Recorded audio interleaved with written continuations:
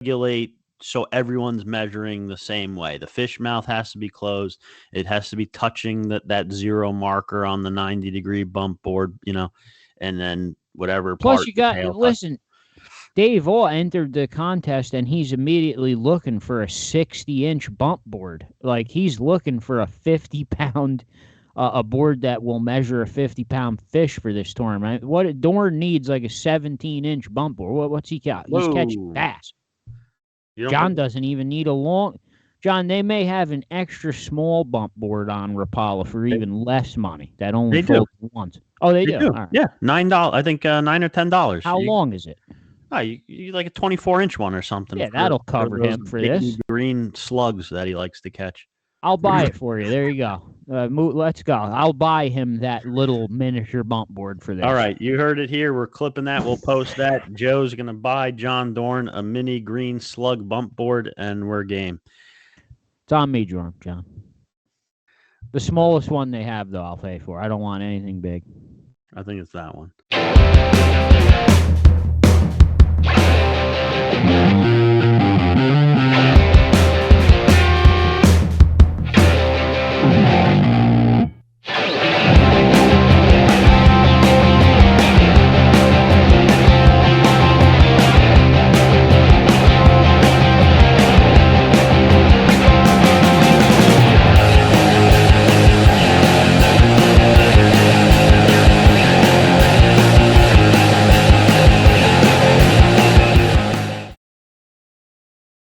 Episode 44, NJ Multi-Species Podcast. Trying to do it the cool way again. I'm your host, Joe Santiago. My partner, Chris Pereira.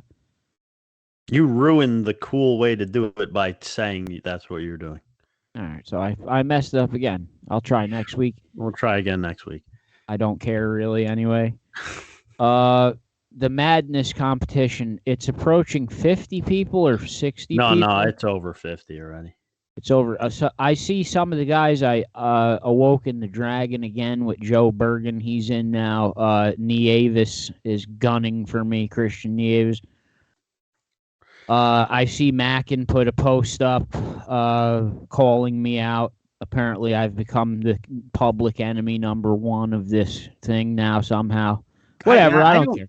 I don't really understand that. I mean, you're not really a threat to a fishing competition, are you? I don't. Well, you're not a threat either, so no big deal. I'm not on there talking smack to people yet. I didn't talk anything. I'm being I called them out. Well, why not? Why wouldn't you enter? I mean, what's taken so long, really? Well, look, real quick for anyone that doesn't know what the hell we're talking about because you didn't watch last episode and you're living under a rock. Bottom line, big multi-species fishing contest. It's being run off of njfishing.com, the forum. All the information's there. We shared almost everything as well. But bottom line, go to njfishing.com, go to the freshwater section. It's pinned to the top. It's the top pinned thread. Big multi-species fishing contest. Only $25 to enter. All that money, everyone's entry fees, plus a bunch of other money that's been donated, is going into a pot that's getting split through the species, 100%. On top of that, on top of the winnings for the biggest fish, the longest fish, in all the categories, we're getting all kinds of donated prizes. And so basically for $25 to join the fishing contest, you also have just random chances throughout the 6-month-long contest to win all kinds of stuff. And there's no telling how many different prizes. I mean, we got the $500 Mike K drift boat trip. And got $600 something. I thought it was 500. It's like I think it's a 2-person drift boat trip for 8 hours. I posted all the pictures. So that you got 2 open boat spots on the Gambler, I believe. Yes. Rods and reels from Sporting Life, gift card for Sporting Life. Yeah, there's all kinds of stuff. Lures, T-shirts, custom cutting boards, wood carvings, all kinds of stuff. The list is all on there. Go to njfishing.com. Check it out. I don't know why you're living under a rock. You think Grab a Granny didn't enter because he knew Bergen was gonna enter, and he was just afraid of Joe Bergen? No, I think Jen Wan entered. I saw that. I think Grogolgani didn't enter because he refuses to measure fish. He just wants to weigh them, which I'll never understand because I mean the length of a fish is a better indicator of everything. It's a better indicator of how old the fish is, a better indicator of how fast the fish is growing. I mean, the weight of a fish is just, the fish ate a lot of other fish recently and didn't shit them out yet. So it weighs more. I don't want Who to. cares? I don't want to do this whole thing again with the bass fishermen, but I mean, every creel limit on planet Earth is based on the length, not the weight. No one cares about the weight. I'm not sure why all you people do. It's weird. Unless it's a blackfish, then we care what it weighs. Right? That's Only true. blackfish. Blackfish weight. Blackfish is the only fish I care what it weighs. The only one. I still do I measured the blackfish. I mean, whatever. Anyway, before we forget, there is one correct. Just real quick though, can you somebody calls you and they say, "Hey Chris, you won't believe it. I just caught a 5-pound pickerel." Do you have any idea what that is? I don't know what a 5-pound pickerel would even look like. I immediately don't care, and I say, "How long was it?" Which is exactly what I said to Paul Stewart when he caught that real nice pickerel.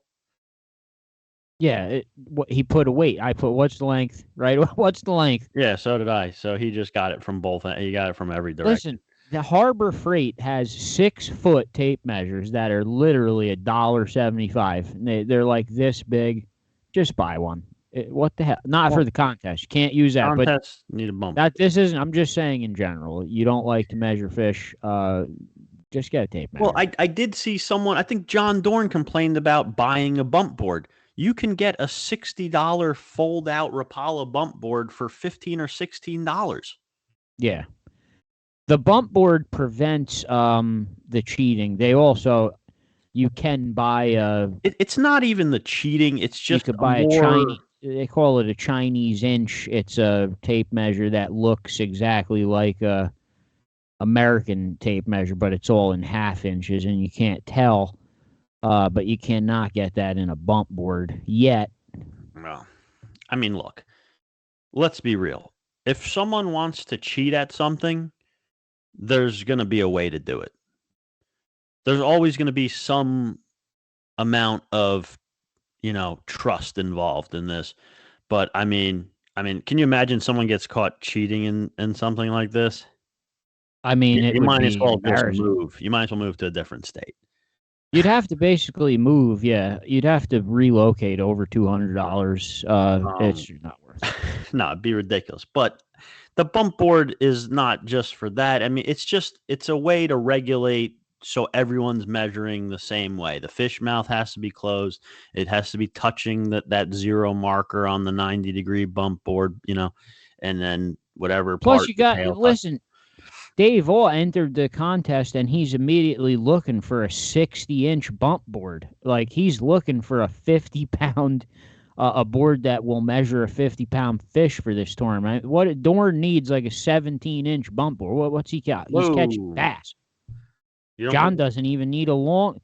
John, they may have an extra small bump board on Rapala for even less money. That only folds once. Oh, they do. All right. Yeah, $9. I think $9 or $10. How long is it? Oh, you like a 24-inch one or something. Yeah, that'll cover him for this. Green slugs that he likes to catch. I'll buy it for you. There you go. Let's go. I'll buy him that little miniature bump board for this. All right, you heard it here. We're clipping that. We'll post that. Joe's going to buy John Dorn a mini green slug bump board, and we're game. It's on me, John. The smallest one they have, though, I'll pay for. I don't want anything big. I think it's that one. All right. What's next? So with a Highmar show, I couldn't go because it was my wife's birthday, but Chuck Manny gave a seminar there. Jerry Zagorski gave a blackfish seminar there. I'm sorry I missed that. I saw Jen was there, Nor'easter was there, so that looked like a good show. Couldn't get to that one. Skillful angler update. I entered a trout, hasn't been certified yet, but it is over the size. I still didn't send in my largemouth bass from our 4-day ice fishing season. Tonight the guest is Tim Keebler. He's the owner of. Let me cut you off real quick, Joe, because you interrupted me before, and I'm gonna forget to do this. We had a correction from the last episode. Dave called me and he was upset because he misspoke one piece of wrong information, and he wanted me to just correct it on here. He said so the old Shad contest, I forget what it was called, but the old one that was before the current bi-state Shad tournament, that old contest, he accidentally said that their prizes were 35,000, I believe, which is wrong. It was actually they were much less. They were 3,500 in prizes, those old contests. So he wanted to just make sure everyone understood the current bi-state Shad contest is much bigger prize. It's $20,000 in prize money and prizes for this current contest. Yeah, back in the day it was 3,500. Now it's up to like 20,000. Right. He said 35,000 on accident, which made it look like it decreased, which was just. I'm surprised we didn't catch that too. I heard it and I said, why is he telling? Why is he talking about that? Like it's better, it's less now. No, you know what? It's funny too because my wife came into the room like a day after that episode aired, and she's like, "You could win $35,000 for catching one fish," and I'm like, "Yeah, you can, I guess. Whatever." Like I didn't even pay attention to it. But even my wife thought it sounded weird. It sounded like too much. But yeah, so Dave corrected that. Are you done now? Can I move on to the guest? I just wanted to get that out before we forgot. I know how we operate, and all right, it's out, Dave. We corrected that. Tonight's guest, Tim Keebler. He's the owner of Fin Seeker Guide Service on the Delaware River. I've heard nothing. Like me and Chris, kind of like with products and guides, we do a background check and we don't promote anything we don't know. We do not know Tim, so we actually had to put some feelers out about him, and everything came back unbelievable. Actually, probably most people I spoke to said he's the best of the best. Yeah. Yeah, it was you kind of took the words out of my mouth. I don't. I mean, and Joe will tell you, I basically take everything with a grain of salt. I don't believe much anything I hear. If someone posts they caught some size fish on the internet, I go, yeah, okay, show me the picture. Oh, you don't have one? You're a fucking liar. But with this, I offered someone on our page the other day $500,000 for a picture of an 18-inch crappie, and they continued for 2 hours to tell me that they caught this fish. The offer remains of the $500,000 to this person, but the picture has not been put. It's just ridiculous. I've had enough of it. Well, my point being, I'm not just saying like some dude told me Tim's a good guide. I'm talking about we had multiple guys whose opinions we highly respect tell us that Tim is a fantastic angler and a fantastic guide. Sorry. I actually had a couple Delaware River guides when I asked them about Tim. They said, "Oh, I can't wait to watch that episode," because they want to see him. So his feedback came back from other guides, which would be his competition, even came back really good. So where is he? Is he in here? No, we're going to get him in now. Oh, okay. Deuce, can we cut for a minute?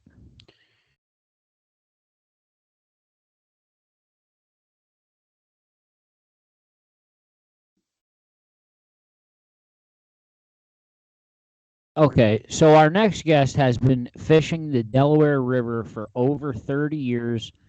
He's been guiding the river for over 11 now. His name is Tim Keebler from Finseeker River Guide Service. Tim, welcome to the NJ Multi-Species Podcast. Thanks, guys. Good to be here. Thanks for asking me. No problem, Tim. Yeah, you know what? We were just talking a little bit before you got on here, Yeah. and we were saying, Joe and I, we've never met you, we've never fished with you, and normally we, we wouldn't, we'd have you on, but Yeah, no, I hear it. we wouldn't promote or push someone that we've never personally fished with. But we talk to so many people whose opinions we, hold in high regard, and there's not a bad thing was said about you. That's nice to hear. That's great, man. That's Actually, awesome. I was telling Chris too, a lot of the other guides on the river that I asked about you, they said, "Oh, I want to see that episode." They Cool. wanted to see this. So now he's not going to give us any of his secrets, Yeah. because then his competition will hear. Yeah, I'd I'm be out. So Tim, I call it all the time. As much as we don't want to spot burn it, I call it one of the most underfished treasures of the state. Chris sometimes says I'm wrong, or No, you're not wrong this time. I agree with you. I think it's definitely.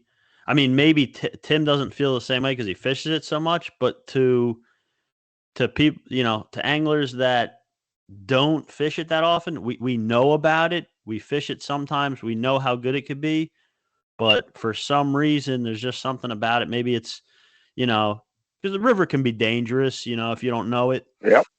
And it's just, I think it's definitely, I'd say, the most underutilized fishery in the state. Absolutely agreed. A couple of the greatest things about it, you have 330 miles of river that has been around for thousands of years, that the glaciers cut it in there, the history of the American shad. We have two great sea-to river runs right in our backyard, the shad and the striped bass, which is unique to the river in itself right there, just having two sea-to, river run fish. It's great. Yeah, we definitely want to touch on those. We did talk with Dave Vaugh about the shad last episode.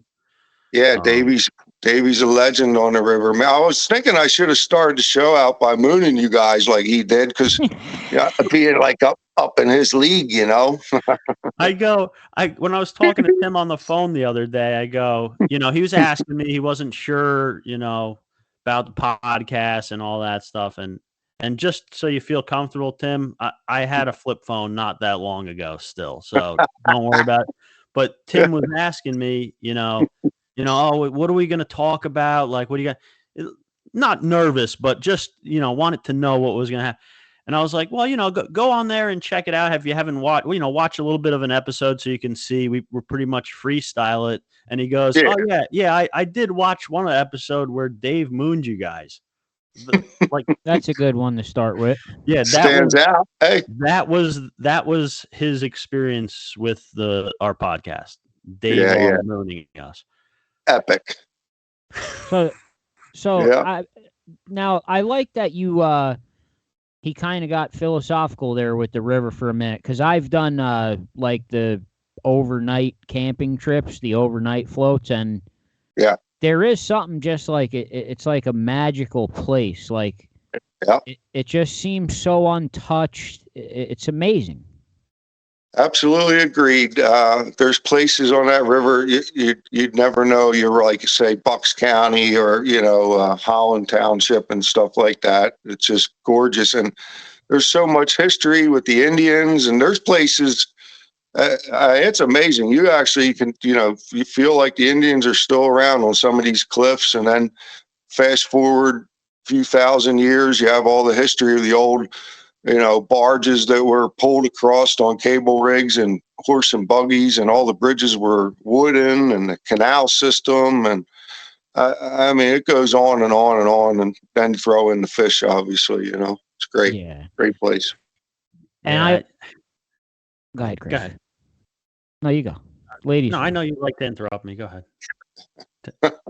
when I let you interrupt me, I you know don't a lot want to of do it. people. I always get the argument. Well, not always, but there's always those guys that say, "Well, why should I pay a guide when I could do it myself?" This river, you kind of can't. I mean, you can do it yourself, but I mean, Yep. why would I stomp around on the shore for like 10 years and read books when I could Sure. just pay this guy like $150 and Yep. his 30 years of experience? I'll just learn in 6 hours. So, Absolutely. I mean, that's what it is realistically, right, Tim? It really, yes, absolutely. So a few things about paying a guide. It depends on, so I have super advanced people that fish the river all the way down to the scenario where you don't have a boat, you don't have the equipment, you want to take your kid fishing, or you want a guest or whatever, and you don't have the ability. Right there is one reason. The other reason, obviously, even if you have your own boat, just to gain that knowledge, because I'm not afraid to teach people, I mean, that's what it's all about. If you're a guide, you got to be willing to teach. So, When I actually started, when we started this podcast 45 episodes ago, I was 100% against guide. I never wanted a guide. Sure. No charter boats, no party boats. I always did everything on my own. Now, Understood. today, I am 100% reversed. I'm willing to pay guides. I'll go on charter boats. Yep. It's just worth it now to fish with the best, and it save my time. It just is. Absolutely. You can't, it would take years and years and years to gain the information and the knowledge that you could gain in a couple of hours with the guide. If you do it properly and take advantage of it, I mean, That's correct. someone comes fishing with you, if they, pick your brain, man. Yeah, if they just come out and go through the motions, and some people may, they may not be interested in learning how to do it themselves or whatnot. They may just be out there to chill and relax, and that's one of the services you provide. But a whole other aspect of it is, if you take out an experienced angler that just doesn't know that particular fishery, that's it. If they're willing to take advantage of it and talk to you and learn and grow with it, I mean, you can't. That's priceless, experience right there. You hit the nail on the head with that. With that fishery, you may, so let's use blackfish, for instance. I've been blackfishing off the Jersey coast all my life. I love this guy. You're my favorite. That's our favorite. You go up to Rhode Island, right? And you just became Chris's best friend. You said Rhode Island, you're Chris's best friend. Well, you go on a charter boat there, and the guy's like, "Yeah, you all set up?" I'm like, "Hey, man, let me go ahead and tie up your rig, because that fishery up there might be, they might do things a little different. You go catch smallmouth bass in the Delaware River, or you go catch them in Beltsville, you're going to fish for them different. You just come down, you spend a little time with a guide, and all that learning curve is gone. And the Delaware River, one of the biggest things to be a river fisherman is where they go on the changing heights.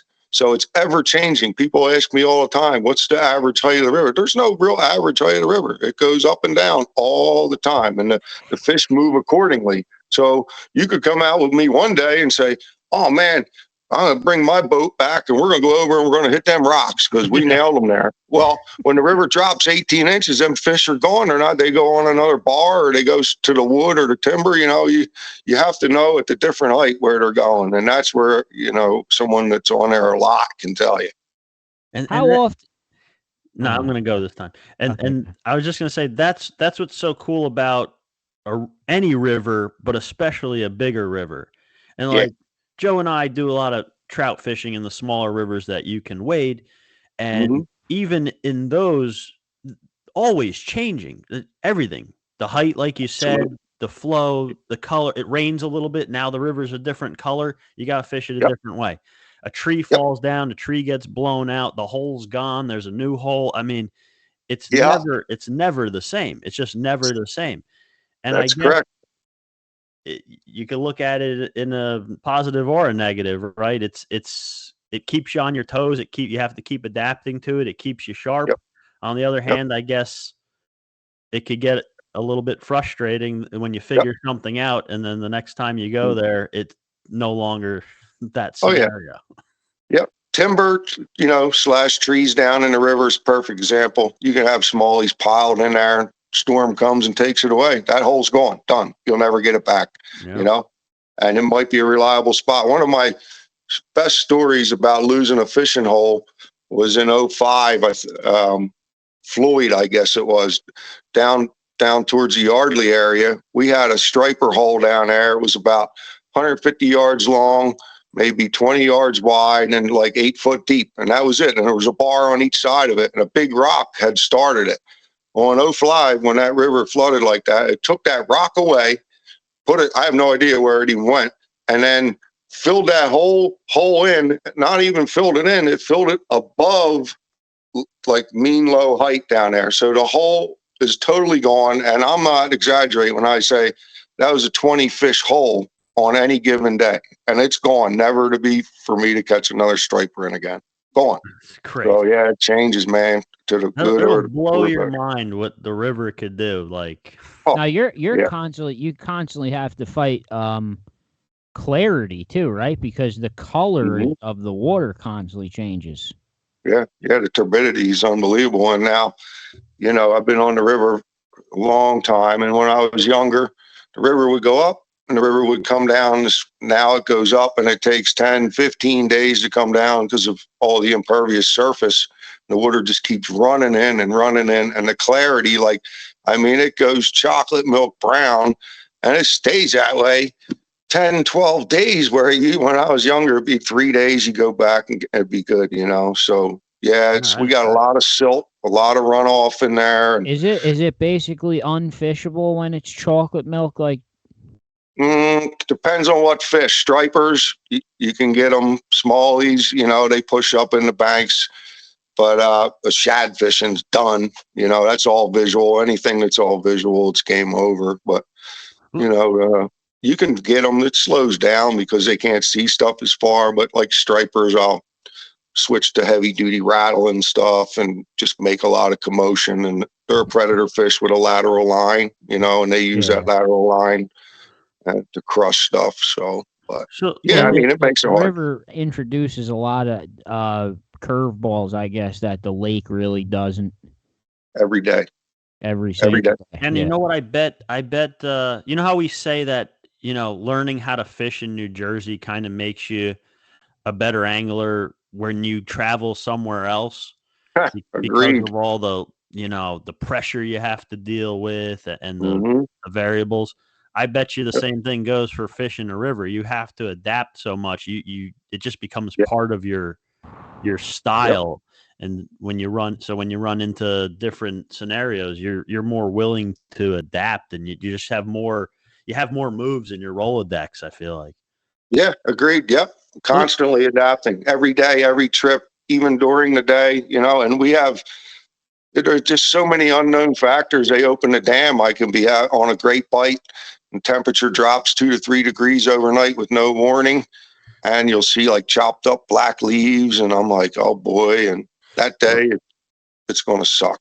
The fish just get shocked. Based off of that, let me just ask you this general type of question.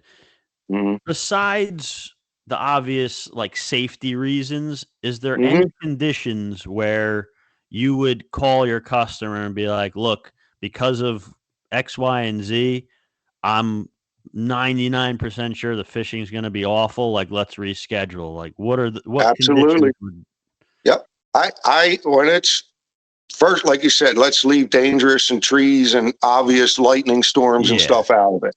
So I am as honest as it gets, man. I call my customers the night before and I let them, it's an opt-out thing. You know what I mean? Yeah. I'm like, listen, here's the deal. The boat's hooked to the truck. I'm ready to roll. I can find some fish.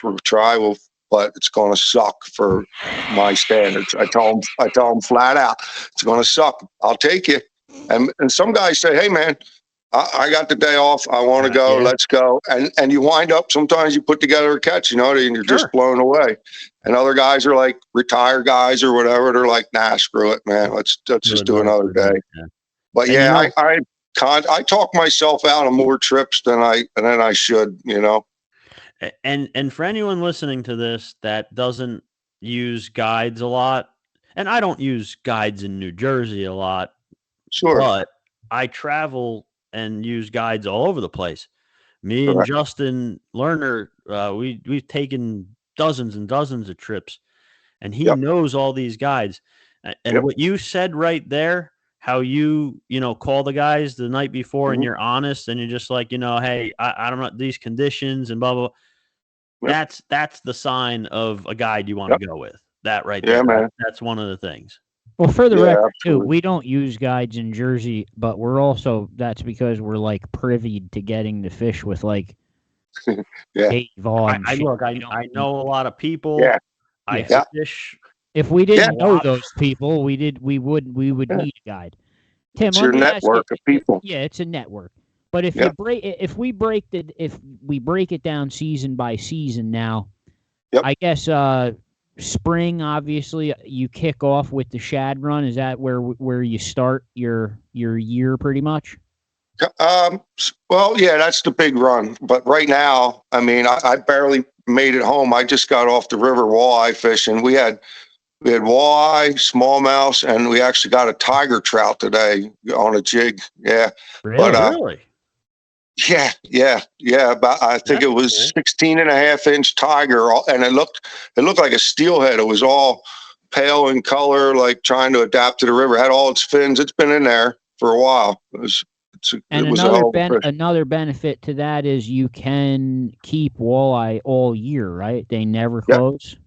All year round, 18 inches and over. Right now, the females are full of eggs, so we try to kill a male if you want to eat something. You know what I mean? Yeah. Good But- practice. Yeah, and that's cool. So you could, because on that body, that's the only body of water where they're open all year, right, Chris? Yeah, and like I've had people tell me that it was great, and I've had people tell me it was horrible. So it's it's the Delaware River. They might take on a mud taste or whatever, depending on where they're living. Oh, really? Some of them. I've never heard that. Really? Yep. Absolutely. A lot of the fish from the river. Plus, it's not super clean. There's a lot of plastics in there as far as real fine stuff that you would never see. When they test the river, it's overloaded with plastics. I don't know how that really affects the meat, but yeah. So generally speaking, then, I mean, I get obviously the further up river you go, the cleaner it will be, I would assume. Yeah, absolutely. They have the great trout fishery up north, but the other thing to keep in mind is the two ocean run fish. They're only barely in the river. Like the striped basses, they're coming in. They're right out of the ocean, so they're not living in there like a flathead. Right. So let's definitely touch in on some of the specifics of these fisheries too. What Sure. were you going to say, Joe? When it starts to transition now out of the spring and it gets into like the dead of the summer, what becomes like the bread and butter fishery then in like the dog days? Smallies? You can catch walleye too, believe it or not, in the warm water. You just got to know where to go. But smallmouth and flathead is a big thing in the river. They're getting more and more of them. Snakeheads come alive. Ooh, he does snakeheads, Chris? Muskie. Muskies. How far up do you get the snakeheads typically? So I've had them up Regalsville already. I'm sure they're further. I think some people, Davey knows, even have had them up by Easton and above. Maybe even Lerner knows about some up further, I think. But definitely, I personally have in Frenchtown, Regalsville area. So, but I don't think they're targetable. They crush a topwater by accident when I'm popping for something. But down the lower end, obviously, there's a lot of them. And I don't want to get into the whole thing, but how do you feel about the flatheads? Have you kind of accepted them and just, hey, they're here, let's utilize them? Or like I've said for the longest time, I don't want to be really a catfishing guide. However, you get fish that big, you get 30, 50-pound fish. They're fun fish, and there's no reason not to target them, and they're pretty aggressive. But as far as from a river point of view, people say they're destroying the smallmouth and all this. I have a lot of different opinions on that. Every fish has its place. They come and go for tens of thousands of years, man. Like invasive, non-invasive, everything's invasive at one point. It's a rough subject on that. I mean, they definitely eat a lot of stuff in the river, but like it'll come full circle. So if they damage up I'm seeing a lot more walleye in the river than I ever have. So maybe the walleye are resistant to it and they're killing some smallies and it's giving more room for them. It's an ecosystem that's on its own, Yeah, it's kind of, I mean, it opens up nature a finds whole a way. it opens up a whole nother customer base for you though, doesn't it? I mean, absolutely. Yeah. And a whole nother time of day also. Is it a night fishery mostly for you? Yeah. You can absolutely get them during the day, but at night, they come out on the flats and stuff, and they come out to play a little bit. But yeah, you're spot on with that. The customer base, there's people that want to do it, and I'll take them for sure. Yep, absolutely. Yeah, I'm one of them. I like it. Yeah. Is it safe to say that any time during the year, any species that's in there, if someone wants to go for it, can you pretty much accommodate that? Nope. Like I'd pay hell to get you a striper right now. You know what I mean? Well, I wasn't. But there's some in the not river, including the migratory. It'd be not really. This time of year is tough. I wouldn't want to target like flatheads right now. Okay, right? Yeah, that makes sense. I definitely could get smallmouth and walleye right now, and probably some muskies. Okay. But I have a saying: every fish has its time. So from Christmas to the end of March, it's walleyes and like big giant smallmouth that we would chase for that, 17-inch fish and bigger. And then I roll into shad in April, and April, May, and June is shad and stripers. Then we roll right into the smallmouth, and so every fish has its time, so to speak. I just have different months and times of the year when I chase them all. So to answer your question, I could get you on them, but it doesn't seem like it's the best thing for someone to come pay me to do. I want to get you on the fishery that's hot. Yeah. Okay. Yeah. So I had a question here from Jerry, and he wanted to know what if you had to pick what's the very best time of the season to fish for smallmouth, since we were talking about. And then he also wants to know, like, if you're if you have a customer that wants to target not numbers, they want to target quality. They'd rather catch one or two of the biggest smallmouth they can get rather than a dozen or two. Yep. So the biggest smallmouth are always caught fall and winter. Numbers, summertime, right after the spawn. Post spawn, I can get high numbers, like nothing like the Susquehanna, mind you. It's the Delaware River, but you can catch a ton of 10, 12-inch fish in the summertime on poppers and Ned rigs. And so like big fish is cold water, and then numbers of fish would be the summertime. And then October is usually good. Yeah, you just got where they're moving and the way the river is the problem with the river. The smallmouth, you go one day to the next day, and you got to figure it all out again. Yeah. So it's season-wise, it's basically the same as in the lakes. It sounds like. Is there like a particular, without any specifics, like is there a general technique that you typically use to target the bigger fish? Like, are you bottom fishing with a jig, or are you using a jerk bait? So like, pretty much depending on where, like the wintering holes. We'll use jigs, jerk baits. You got to fish them slow. For some reason in the Delaware River, the bigger smallmouth seem to come to play in the cold water. I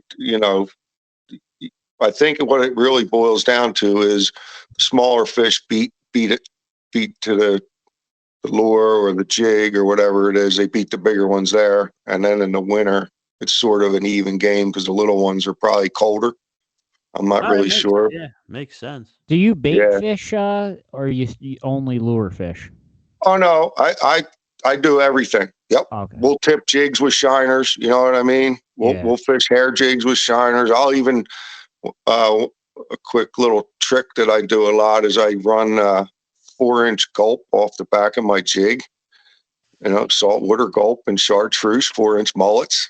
And then you tip that with a jig. For nobody uses gulp for walleye, but probably 100 people or so will do it now. But 4-inch mullets. Hey, come on. Sometimes 110 people watch this. Yeah, 4-inch chartreuse mullet gulp. It just wrecks them on a chartreuse jig. They love it.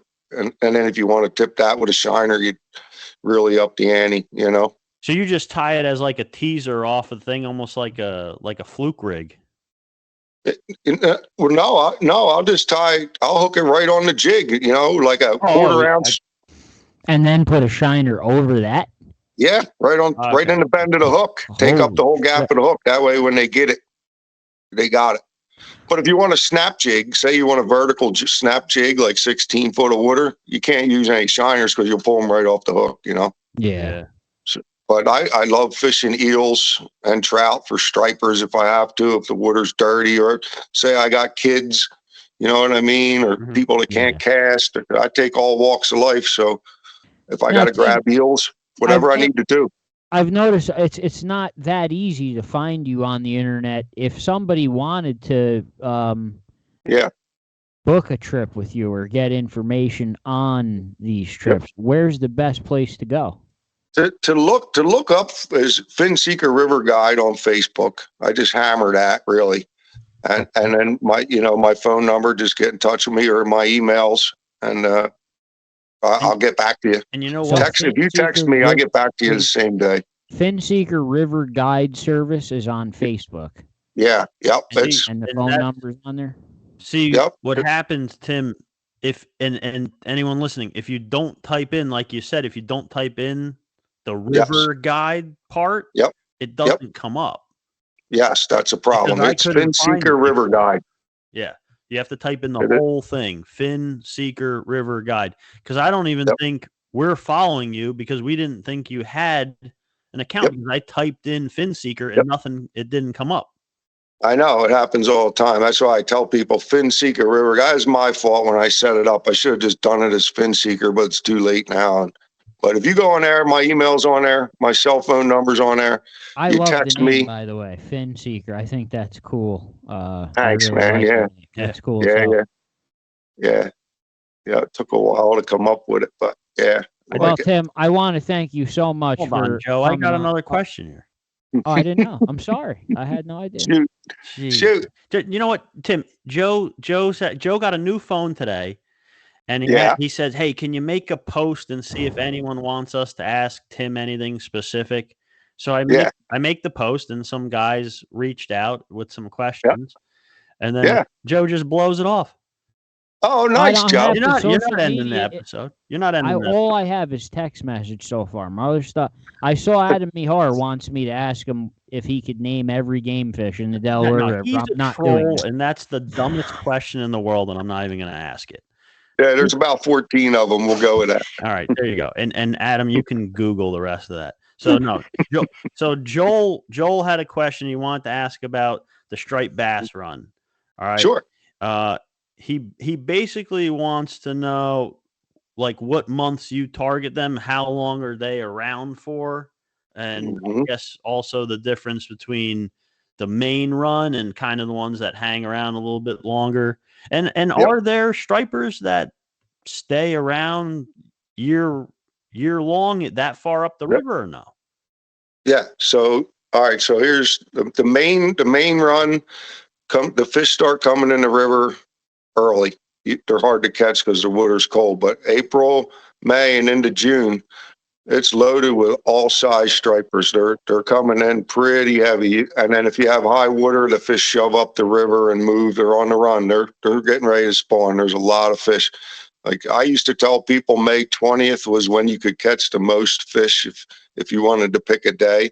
It's all of May. All of May is good fishing. And you're talking about up all the way to which point would you say? I mean, there's fish all the way in the river, all the way through May, all the way up. Now, the difference is how many they start to trickle out, and they get in different spots, and you got to catch them different.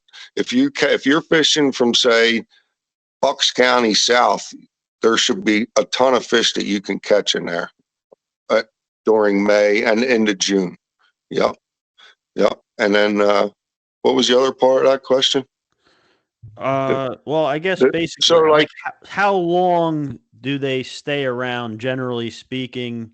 And then I kind of added on to the question if any of those stripers kind of hang out for the whole season just in the river, or not.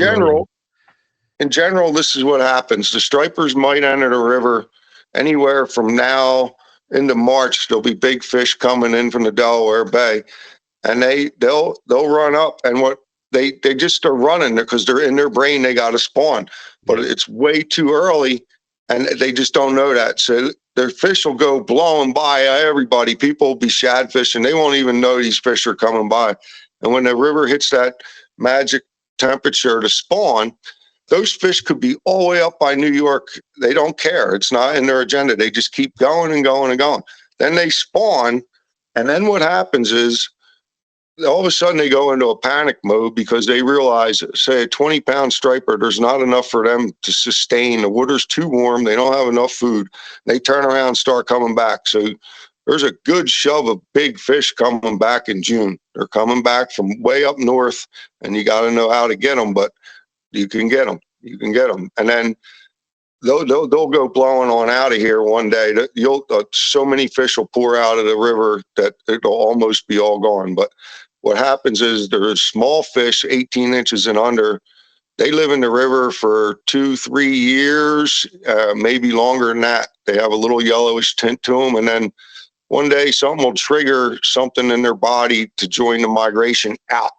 And they'll jump on board with the rest of the guys and head on out and become a migrating striper. But yeah, there's stripers in there all year. Yeah, little guys. It's just such a cool thing. It's like, it's awesome. What's the biggest one, Tim, you ever had come up? Well, we landed 47 pounds. We haven't broke the 50-pound mark in the Delaware River. We have numerous 30-pound fish, lots of 20s. But the main fish we catch is 10 to 15 pounds. But I'm using 6'6" medium with 3,000, 4,000 series spinning reels and poppers and jigs, and it's on, man. Using like a slightly heavy freshwater setup for these saltwater fish in a river. I mean, it's badass, yeah. And then I'm using good stuff. Shimano Travalas, that can handle a 40-pound fish if he jumps on there. We're loaded up with braid on Stratix.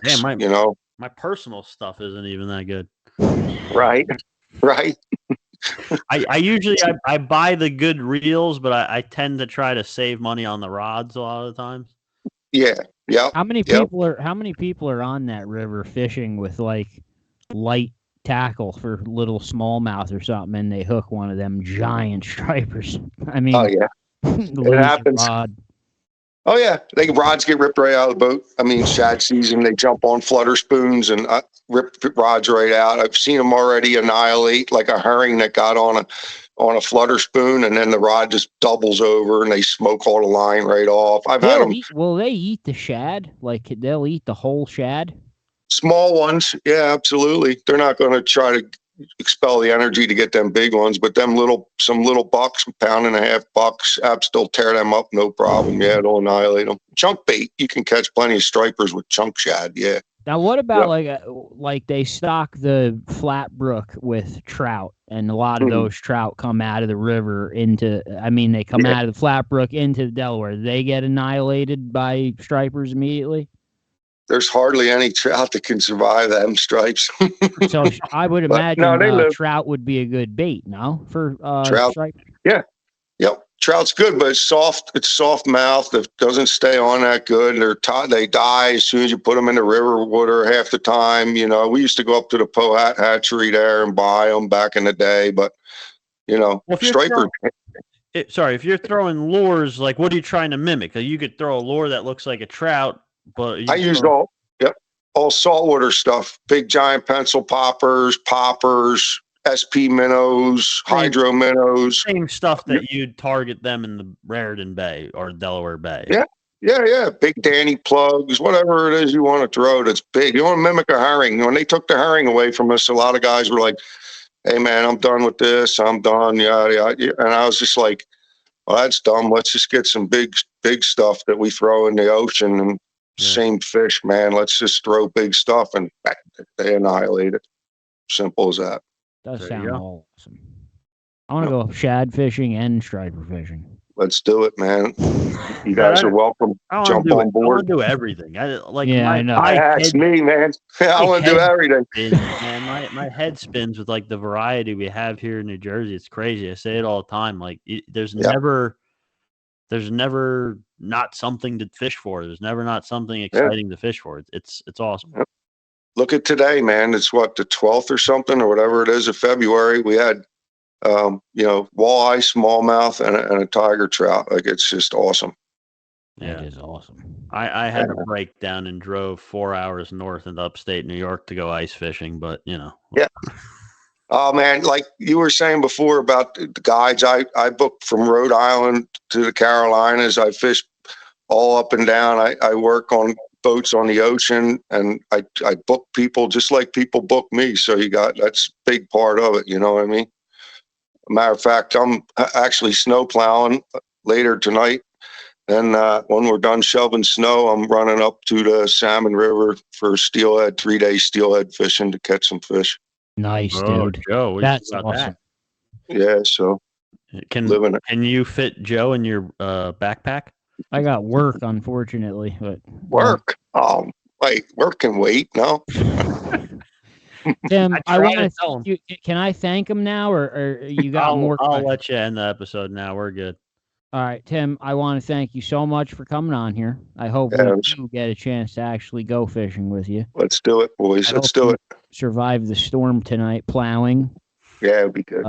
Chris, you want to say anything to him? No, Tim, it was great to talk to you, and just the example of us sitting here getting to talk to you and the amount of information. I mean, what we get from you in this little fraction of time. I mean, it's like a droplet of the information that he has. I mean, so it's just cool. Just shows the example. When you go out with someone, when you're talking to someone about fishing, when you're fishing with someone, whether it's someone you met and you made friends with, or you're going out with a guide, take advantage of it. Talk about it. Ask questions. Share your information. Absorb what they have to give, and just keep growing. And even if you do, you'll still never catch up to all the information there is, because it's just always changing. It's crazy. It's awesome. Learning every day. Every day, learn something, right? Oh yeah. Thank you, Tim, so much, man. No, thank you guys, man. It was my pleasure. Thanks for having me on, man. Good talking with you. Let's fish together. Yeah, we're going to fish, and we'll be in contact, Tim. We'll talk to you soon. All right, guys. Thanks a lot. All right. Take care, bud. See you.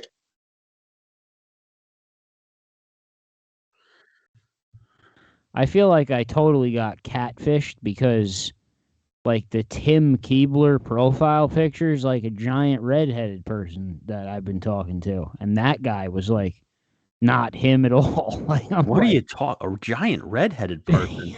I mean, I might have the wrong profile. Dude, you do have the wrong profile. You've been talking to Ronald McDonald. Dude, it's a giant dude with red hair. Like, he came on with tattoos and the goat. I'm like, is this Tim Keebler? I didn't even know. It doesn't look like the Facebook. Whatever. I got catfish, but that guy was cool anyway. We're going fishing with him, Chris. So start badgering him and annoying him for like I'll fish with anyone, and it and we do. I mean, yeah. Wait until the madness contest starts, and then we'll go out with Tim for a couple days. Tim's gonna join the contest and then just tell us we can't come, and because he had to beat us. He's gonna tell us like the all fish go to the captain automatically. No, I mean, the Round Valley Cold Water Shootout went on. right. Matt Yanetta won. I actually bet my money on Matt Yanetta when they told me that lake trout counted. You could ask Kevin to verify it. I said, my money's on Yanetta, and he won, so I should have bet it. I think in the first day, Wojcik might have been leading, or he just caught that. And he did catch a really nice brown trout, but yeah, overall, Yanetta won. It looked like the shoreline fishermen didn't do that great. They did all right. I know Kevin was there fishing from shore, and he sucked. He sucked, and anyone like around him was cursed by his black play. There is something with Kevin. Really? Which leads me to next week's episode, because next week's episode is about curses, legends, and superstitions. So if you have any I have many. Chris doesn't believe in any of it. I believe in too much of it. I don't. You're right. I don't believe in it, but I do. Remember I told you I shaved my beard when the ice fishing in New Jersey was over, like a hockey playoff, like an NHL hockey playoff. Yeah. I'll do shit like that, but I don't actually believe that if I shave my beard off, the ice will melt. You know what I mean? But we're going to get deep into detail on this. Oh, TVs fall on people. Oh, yeah. No, I have stories that'll make your head explode. I already know why they don't want a banana on the boat. We have Scotty Seven's pineapple. So we want to hear them. Email us, njmultispecies@gmail. Do you have slots for people to come on still, or did you get... No, anyone could come on. Anyone that wants to come on could come on. All right, if it's a good one, though. If it's stupid, you're not coming on. Yeah, gotta be good one. Because we don't let anything stupid on this show ever. No, this is very serious. Yeah, very serious. I don't even know what else to say. So yeah, but getting back to the original point, Kevin, I went trout fishing with him. He got out of the car and immediately said to Scott Carroll, he made a comment like, "Oh, there's some kind of black cloud around me with trout." And I said, "Okay." So we get down there, and the fishing immediately it's all right, but it ain't that good. And Scott starts saying, "What's going on here? It's not the way it's supposed to be." And I'm saying, "Yeah, it is a little off, whatever." Oh, God. Kevin ends up leaving early. So we go back. He was hosting a Super Bowl party. He leaves early. And we go back and work the same stretch again that we'd already gone through with Kevin, and we just pummeled brown trout the entire way. And a couple giants. The fishing did seem to just get unbelievably better when Kevin left. Do you think now, I went ice fishing with Max this weekend, and Max and Kevin are one entity. They're one person. Listen to this. So on the ride back, I mean, Max is just vegging out in the passenger seat while I'm driving, and he's just talking about shit. And he brought this thing up where, you know how the human body is 70% water or whatever? Yeah. And there was apparently, studies done where people, you can affect the way water freezes by the type of music you play to it, or the type of emotions. Like if you yell at water while it's freezing, the ice molecules of the water are different. They're more jagged than if you play calming music to water while it's freezing. Is this real, or this is from Max? I cannot verify. I did not look it up. This is from Max, but he was dead serious when he was telling me this. You realize this is from Ghostbusters 2 when they're yelling at the slime in the toaster oven? I do realize that, but you do realize that stuff in movies that is science fiction is based off of reality a lot of the times.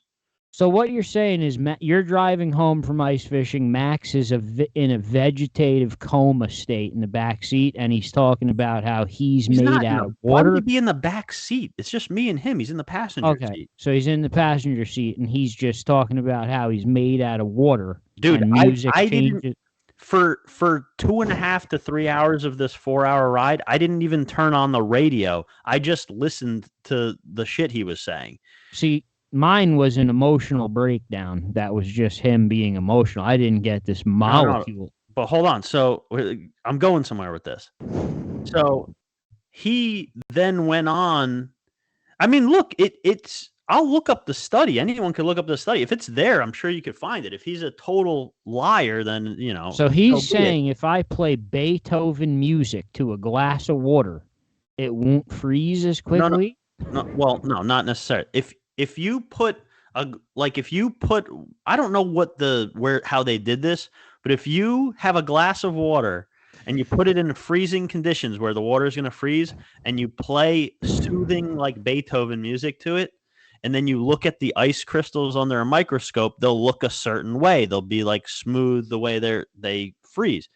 If you do the same thing and you play like heavy metal, death metal music to the water while it's freezing, and then you look at the under the microscope, the ice molecules are different. They're like jagged and sharp or whatever.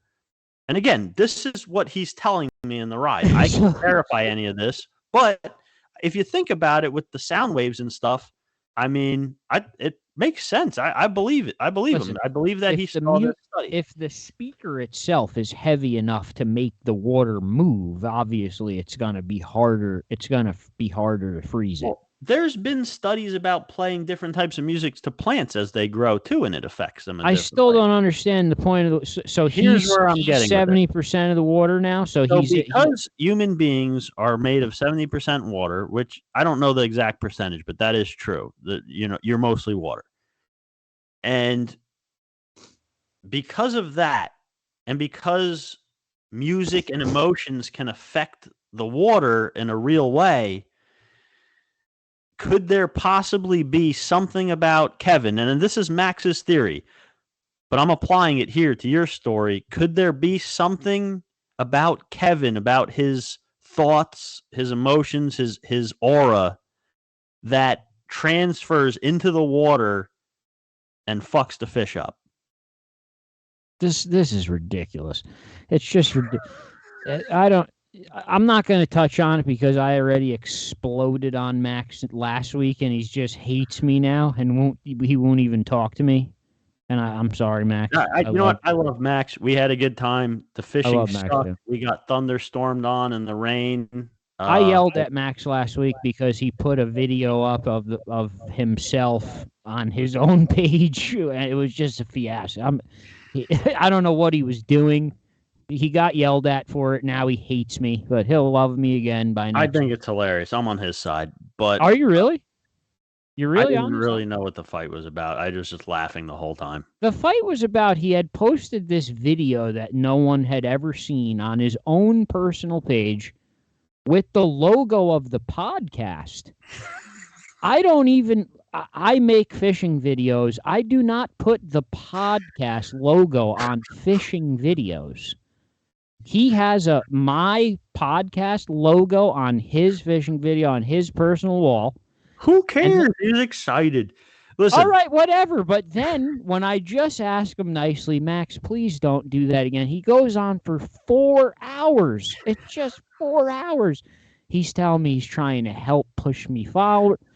You're putting the podcast logo. One day, to anyone listening to this, one day I'm going to release all of these text messages and into like everything's montage. Going great, dude. Everything's going great. Just so tell Max to calm down. Just it's so fun. I laughed the whole time. It's hilarious. But yeah, no. Okay, so next week, please. I need help with the episode. It was an idea I came up with. I'm trying to get my wife on because she's going to tell you how ridiculous I am with some of this shit. It's actually borderline insanity. If you have any fishing superstitions, please reach out to us because we would love to have you on next week. Yeah, in all seriousness, guys, like join in, be part of it. The whole point of this podcast, I keep saying it, we want people involved. This is supposed to be like an open forum. We don't want it to just be, hey, we're having this guy on who's really good at fishing for this species, and he's going to talk about it. We want people involved. We want to do episodes where people ask to come on and tell a fishing story or talk about like this, the superstitions or whatever. We want you guys to be involved and treat this podcast like a forum, like an open forum, or like Yeah, everyone's involved. So next week we have now it's 10 days. I'll post something online too. But yeah, if you have a superstition, other than that, I don't have much. The week after that, we're going to be off. It's it's something. Why are we off? We're off for something. We have a trip that was planned. Oh, yeah. We were going to go to Lake Oneida with a bunch of the guys. That is not going to happen, but we are going to ice fish somewhere else. So we're still going to take that, time to go ice fishing for that trip. And then I'm going to a Rangers game after we get back from that. So I can't do anything. All and right, I so think we're you off. had something too. So we're not gonna have an episode that week. No episode. If you're not in the Madness competition yet, if you're not in it by the 19th, you're not getting 2 spots on the wheel. You can still sign up after the 19th. What's today? Today's the 12th, so you got 1 week left to get 2 spots on the wheel. If you're going to sign up for this we're contest, recording it today. By the time this comes out, it ain't going to be the 12th no more. It'll come out the 16th, so you'll have the weekend. If you're going to sign up for this contest, you might as well just sign up by the 19th so you get the 2 spots on the wheel. Obviously, if for any reason you can't do that, you got to sign up after that. That's fine. You'll just get 1 spot on the wheel, which could still win anyway. Yeah, but it's better sooner than later. Yeah, we're not pushing this because no one's making money off of this unless you win a prize or money. We're pushing because we want to have more. Yeah. 100% of the entry fees are going to the pot that's getting split between the winners of whoever catches the longest fish in each of the categories, and however, depending on how much it is how it's going to be broken down. But we want to have more of these. Make it a thing that we do all the time. Mike K is already thinking of new ideas. He's already throwing around possibilities of team stuff. But none of this stuff's possible without participation. So we need people to get involved. I mean, just like Chris said, even if you're, for some reason, don't want to buy a bump board, just $25 to get on the raffles is fine. I don't know, whatever. I'm tired of preaching it, but no, it's just that I just want people to understand that, and that we already have, we're closing in on 60 people participating in it. That's awesome. But the more people that participate, the easier it is for us to get, companies and shops and guides and stuff to donate prizes into this. So then there's more prizes to go around. And, it's really that simple. The more people that are in it, the more prizes we get to give away because those companies get more out of donating something. It's really that simple. So, and it also opens up the possibility of them adding more species. Right, and it becomes more fun because we could, Eddie could add more species to the list. Now you got more species, and if it goes, I think if Fast Eddie was happy enough with the turnout of this, there's a possibility maybe next one you see the saltwater fish, a couple saltwater fish get thrown in. It's possible that if you throw in fluke stripers and what else, sea bass, blackfish into this, it would just be so fun, dude. Fun.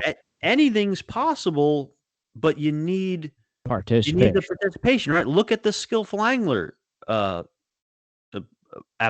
Skillful Angler program. They had whatever amount of participants each year. It was it wasn't that many. We started talking about it. We started spreading the word. We told people, tell your friends about it. We kept talking about it. They more than doubled their participation this year. They've already added they used to just do the paper and the patches. That just from the rise in participation this year, they added plaques. They're giving away some plaques this year. They're having us go to the dinner that used to be for, what's the dinner called? The banquet.